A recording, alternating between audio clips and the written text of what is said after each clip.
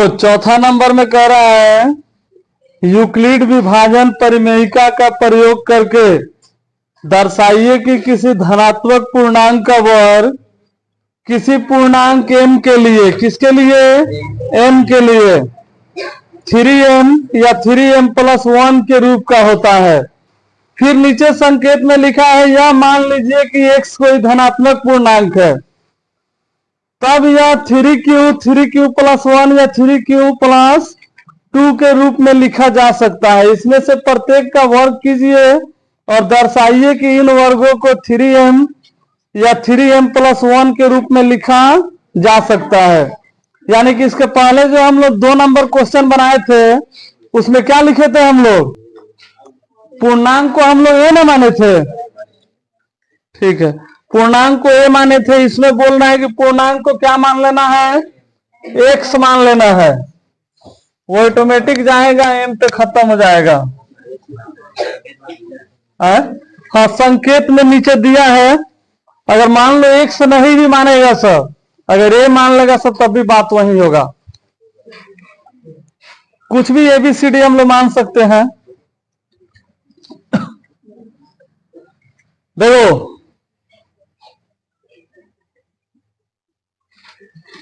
क्या है, पूर्णांक m के लिए 3m या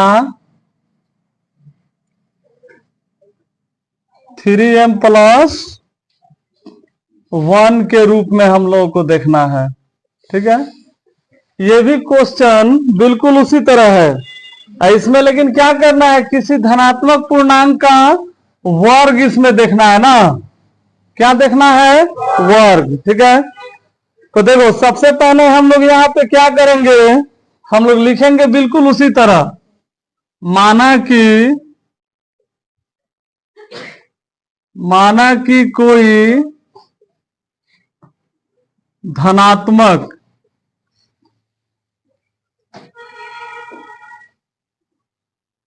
कि कोई धनात्मक पूर्णांक बराबर एक्स है ना। पिछला क्वेश्चन में हम लोग क्या माने थे, ए, लेकिन यहाँ पे संकेत में बोला हुआ है कि एक्स मानने के लिए, इसलिए हम लोग एक्स मान रहे हैं।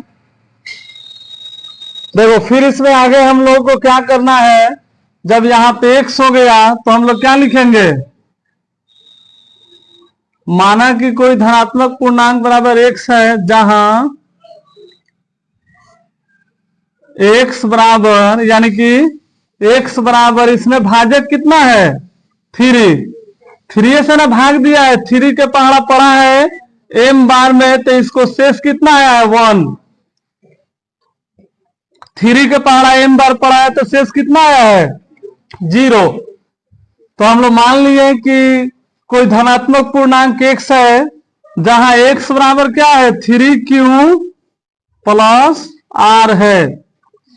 वही फॉर्मूला हम लोग लगाएंगे, यानी कि a बराबर bq+r वाला। ठीक है, तो बार बार हम लोगों को फॉर्मूला लिखने की जरूरत नहीं है। इसके पहले 2 नंबर वाला में लिखे थे ना, लिख के बनाए हैं। और अभी तुम लोगों को तो याद आ गया होगा कि a बराबर bq+r, b के जगह पर क्या है, हम लोगों का भाजक 3 था तो 3 लिख दिए ना। अब देखो इसके बाद क्या करेंगे, यहां पे भाजक कितना है, 3 लिखेंगे हम लोग, यहां भाजक 3 है तो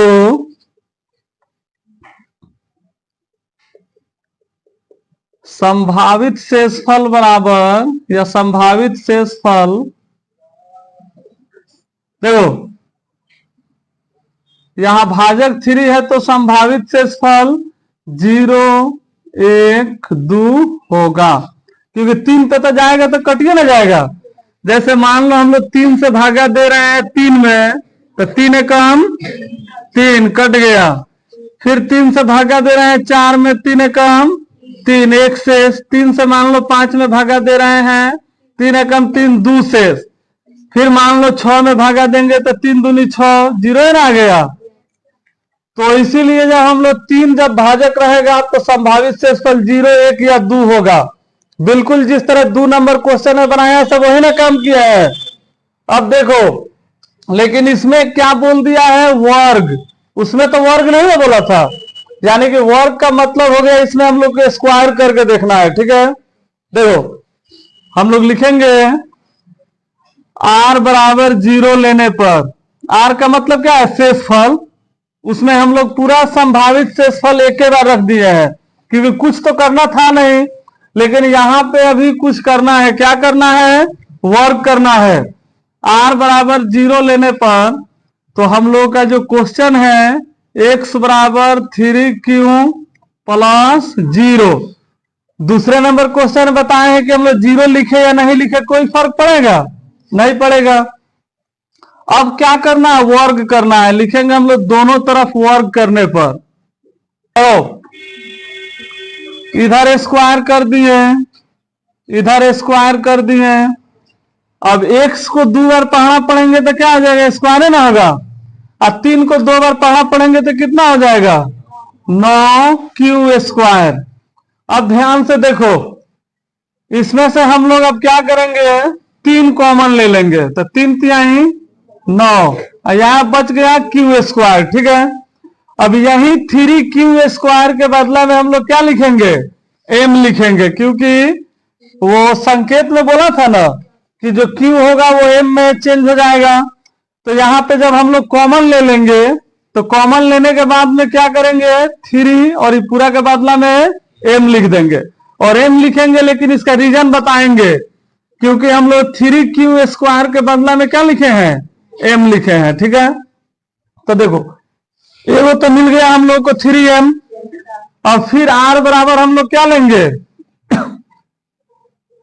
r बराबर 1 लेने पर, ठीक है, जब r का मान हम लोग 1 रखेंगे, फिर हम लोग इसी चीज को उतारेंगे, x बराबर 3q प्लस r। अब r नहीं लिख के क्या लिखेंगे, 1। फिर लिखेंगे हम लोग दोनों तरफ वर्ग करने पर करेंगे, तो ये हो जाएगा x का स्क्वायर बराबर, यहां पे क्या है, 3q प्लस 1, इसका हो जाएगा स्क्वायर। देखो अब इसको जब हम लोग बनाएंगे तो ये तो हो जाएगा स्क्वायर। अब 3q प्लस 1 जो है इसको हम लोग किस तरह तोड़ेंगे, a प्लस बी के होल स्क्वायर पे। ठीक है, देखो अब यहां पे इसको हम लोग a प्लस बी के होल स्क्वायर पे तोड़ेंगे, यानी कि तुम लोगों को मालूम है कि a प्लस बी के होल स्क्वायर होता है a स्क्वायर प्लस, हाँ, तो देखो इसको हम लोग चाहे तो ऐसे भी लिख सकते हैं, a square plus B square plus 2ab ना, या ऐसे भी लिख सकते हैं a square plus 2ab plus B square. सबसे ज्यादा यही ना प्रयोग होता है, तो हम लोग उसी रूप में इसको तोड़ेंगे। देखो a square plus 2ab plus B square. ठीक है, यहां तक समझ में आ गया। और फिर जब इसको हम लोग आगे बनाएंगे तो 3 तिहाई कितना होगा, 9 क्यू स्क्वायर प्लस 2 तिहाई 6, 6 कम 6 क्यू प्लस 1, क्योंकि 1 से हम लोग भाग दिए तो 1 ना होगा, कहां पे, 1 पर इधर, हाँ, क्यू भी 2 बार में गुना होगा, क्योंकि हम लोग 3q गुने 3q जब करेंगे तो 3 तिहाई क्यू क्यू जुट जाएगा, यानी कि चर पद को हम लोग जोड़ के लिखते हैं, इसलिए यहाँ पे स्क्वायर रहेगा।